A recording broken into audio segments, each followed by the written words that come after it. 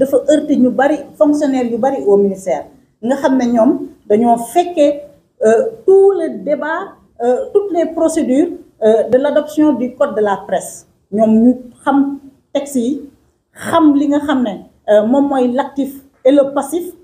donc bu ñu ñëwee gis koo xam ne dafay ci doxalinam parfois dafay salfaañe les dispositions du code de la presse dañuy am lu leen metti te dañu koy dénoncer dañ koo mënul a wax ce sont des fonctionnaires soumis au droit de réserve au devoir de réserve ba mu bindee CNRA di ko yëgal CNRA daf ko ne sa arrêté bi ni nga ko defee jaarul ci yoon dama lay proposer nga tegaat lépp ci suuf ñu waxtaanee ko et je peux même citer nommément li nga xam ne loolu la CNRA tontu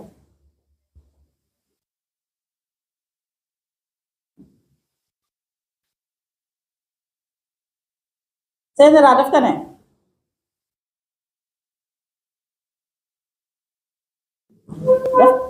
CNRA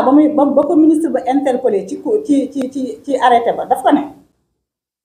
le CNRA signale que le courrier cité en référence n'est accompagné d'aucun document et ne contient aucune information. Non, lii c'est sur les redevances.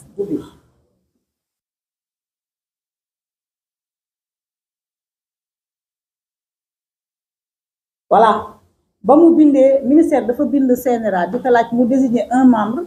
bu war a bokk ci li nga xam ne moom mooy commission bi war a def bi war a saytu enregistrement des médias yi. CNRA gannaaw ba mu ko rappeler les dispositions du code de la presse ci ki nga xam ne moom moo am droit moom moo war a nekk le gendarme de l'audiovisuel bu nekkee circulation moom moo war a réguler circulation bi le CNRA lan la ko wax daf ko ne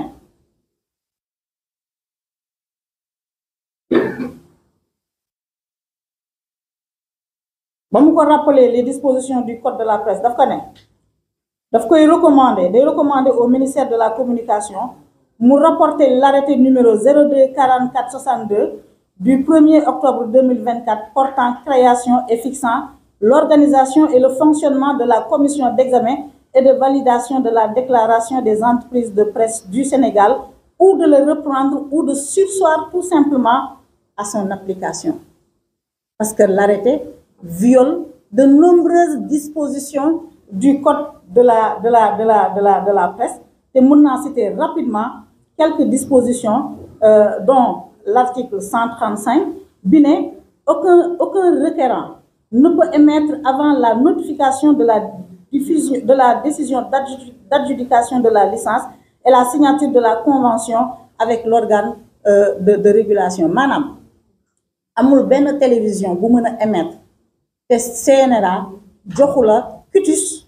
pour nga émettre loolu mooy article 135 mu rappelé waat ko article 134 mu ne ko l'attribution de licence d'exploitation des services de communication audiovisuelle est faite en fonction de la disponibilité des canaux. Les demandes sont adressées au ministre chargé de la communication qui les transmet à l'organe de régulation pour instruction du dossier. Celui-ci requiert l'avis consultatif de l'opérateur de diffusion maanaam TDS. Dossier boo bëggee licence wala canal de diffusion da ngay adresser courrier bi au ministère de la communication mu transmettre ko CNRA moom mu joxe avis et puis daf ci boole ñi nga xam ne ñoom ñooy waa télédiffusion de Dakar du Sénégal. CNRA waxaat ko ne ko à ce jour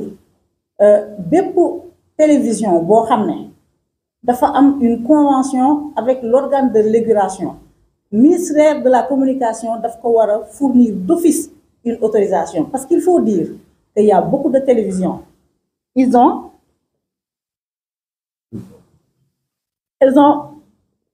beaucoup de télévisions elles ont les conventions elles ont le cutus et le go du CNRA elles ont signé les contrats avec TDS mais jotuñu sacrifier au rituel de l'autorisation du ministère de la communication donc CNRA ne ko pour remédier à cette situation-là bépp télévision conventionnée da nga ko war a jox d'office te ministère dafay teg ay règles ba pare di ko violer parce que CNRA adressé na aux médias un courrier bu ñu naan toutes les télévisions conventionnées nañu dem déposer au niveau du ministère de la communication une demande d'existence légale en vue de la signature de l'autorisation par le ministre de la communication, et c'était pour un délai de 30 jours. À l'époque, on avait dit au niveau du CEDEPS, lii daal piège la. Pourquoi est-ce que ñu war a dem di déclarer waat ci ministère alors qu'on a pignon sur rue? Beaucoup de nombreuses télévisions privées, ça fait 22 ans ñu ngi fi. Les télévisions ont sacrifié à ce rituel-là. Donc, le ministre de la communication dafa ignorer tout ce qui est injonction du CNRA ci wàllu boobu dem teg arrêté. Cet arrêté ñun songu nañu ko fële nga xam ne mooy au niveau de la Cour suprême. ñu ñëw ci li nga xam ne moom mooy wàllu redevance bi pour montrer que ministère de la communication moom démarche unilatérale la am nekkul dans une dynamique de concertation. te dans une lettre bu ko CNRA adressé CNRA mu ngi koy invité à apaiser le secteur et à ouvrir un dialogue des concertations pour que ñu mën a trouver des solutions. mu adressé ko une lettre di ko naan dafa bëgg a xoolaat li nga xam ne moom mooy redevance yi. waa CNRA ne ko redevance yi dañu ko commission tripartite moom moo ko fixé muy ministère de la communication muy le CEDEPS ak l'organe de régulation. balaa nga ciy def dara da nga war a dem laaj l'avis de l'organe de régulation ministère bi xaarul loolu xam nga CNRA bu waxee loolu ça veut dire que CNRA d'accord ci démarche bi ministère bi xaarul loolu dafa dem génnewaat arrêtéem fixé li nga xam ne moom mooy les redevances alors que muy cahier de charge yi ñu signé en 2021 muy convention yi ñu signé en 2021 avec le CNRA dañu ko toog liggéey ko point par point phrase par phrase dañu ko construire brique par brique ça nous a pris presque 1 mois entre ñun CNRA président Babacar Diagne mi ko jiite woon ak le ministère de la communication. Donc loolu bu amee boo ñëwee nga bëgg a def ay réformes dans le secteur mais da nga ci àndaat ak ñi nga xam ne ñoom ñoo nekk ci secteur bi ñun lii lañ koy reprocher. Parce que ci wàllu arrêté bi mu teg pour l'enregistrement des médias mais tous les gens qui se sont enregistrés ils se rendent compte que y a des dispositions qui ne sont pas conformes au code de la presse mais terewul ministère bi dafa continuer dans sa volonté. mu ñëw mu invité à un atelier sur la réforme du code de la publicité ñaata yoon ay année ñu ngi naan nañu réformer le code de la publicité ñun ñoo ko njëkk a wax ñun ñoo ko gënoon a bëgg. Parce que le code de la publicité ni mu taxawee dafa défavorable pour les entreprises de presse privée mais bu demee bay def atelier yaa xayti mais invité le CEDEPS bu ñu waxee ñu ne ñu invité nañu CAP man nag je veux bien comprendre quand on invite la CAP pourquoi le CEDEPS n'y va pas ñun fekkeewuñu on nous a pas adressé de correspondance les choses se sont faites sans nous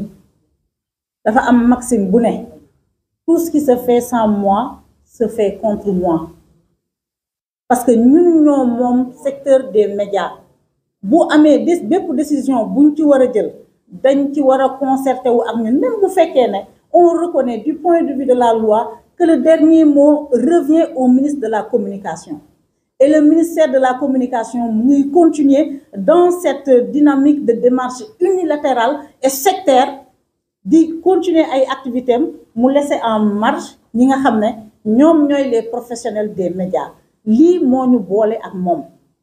ñun ba ñu ne dañ ko adressé demande d'audience ñoom dañ ko weddi nee nañ jotuñu demande d'audience nous on va sacrifier au formalisme à la française ndax ñoom ay France naabe la ñu xam naa dinañ leen bind lettre